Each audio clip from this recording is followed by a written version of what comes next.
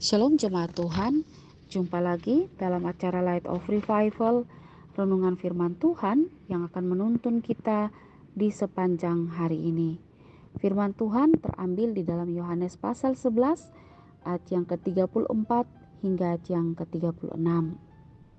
Di manakah dia kamu baringkan? Jawab mereka, Tuhan, marilah dan lihatlah. Maka menangislah Yesus, kata orang-orang Yahudi, lihatlah betapa kasihnya kepadanya. Menangislah Yesus. Jemaat Tuhan yang terkasih, teks ini menceritakan tentang Yesus membangkitkan Lazarus yang telah meninggal dan telah dikubur selama 4 hari. Dan yang menarik dari kisah ini, diceritakan bahwa Yesus menangis. Pertanyaannya, mengapa Yesus menangis? Bukankah Yesus tahu bahwa ia akan membangkitkan Lazarus? Lalu apa yang menyebabkan ia bersedih dan menangis? Jemaat Tuhan yang terkasih, Yesus menangis selain karena Lazarus sahabatnya yang dia kasihi meninggal, tapi juga karena ia melihat orang lain berduka atas kematian orang yang dikasihi mereka. Semua ini menunjukkan bahwa dalam air mata Yesus itu ada belas kasihan yang begitu mendalam bagi orang-orang yang dikasihinya. Yesus menangis sekalipun Yesus tahu bahwa ia akan membangkitkan Lazarus. Namun ia tetap menangis karena dalam kasih dan keibaan hatinya kepada sahabat-sahabatnya. Ini juga berarti bahwa Yesus menangis bersama dengan suami atau istri yang kehilangan pasangan mereka. Yesus menangis bersama anak-anak yang kehilangan orang tua mereka. Yesus menangis bersama dengan orang tua yang kehilangan anak-anak mereka.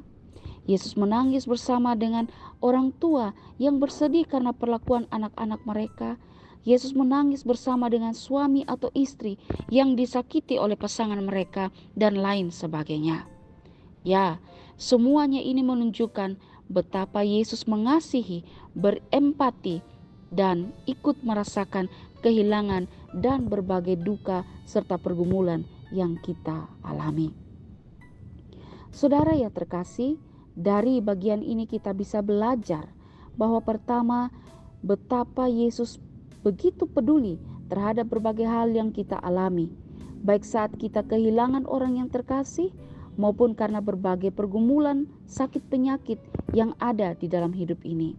Yesus mengerti duka cita kita dan segala ketakutan kita. Ketika kita berada dalam pergumulan atau merasa sedih, maka berserulah kepada Tuhan Sang Juru Selamat yang memahami kelemahan kita sebagai manusia, dan Ia akan mendengarkan pergumulan kita dan menolong kita. Yang kedua, kita bisa melihat bahwa dengan teladan yang kita lihat dari Yesus akan belas kasihan, akan empati terhadap sesama, mengajarkan kepada kita juga untuk dapat berbelas kasihan, berempati kepada orang-orang di sekitar kita yang mengalami duka cita, pergumulan maupun penderitaan. Saudara, kiranya firman Tuhan hari ini menguatkan dan meneguhkan kita yang sedang berada dalam penderitaan dan mengalami kehilangan, bahwa kita tidak mengalaminya sendiri, tapi Tuhan Yesus juga turut merasakan apa yang kita rasakan. Dan kita belajar juga untuk menunjukkan belas kasihan kita, empati kita kepada orang yang di sekitar kita. Air mata Yesus adalah air mata yang penuh dengan belas kasihan.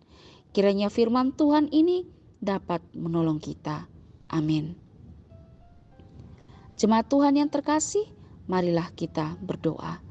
Terima kasih Tuhan untuk firman Tuhan hari ini yang mengajarkan kami tentang keteladanan Kristus dalam mengasihi dan berempati kepada orang-orang di sekeliling mereka.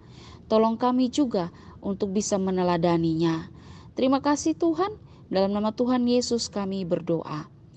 Jemaat Tuhan yang terkasih, mari jadikanlah firman Tuhan sebagai terang dan pelita bagi jalan hidup kita. Tuhan Yesus memberkati kita.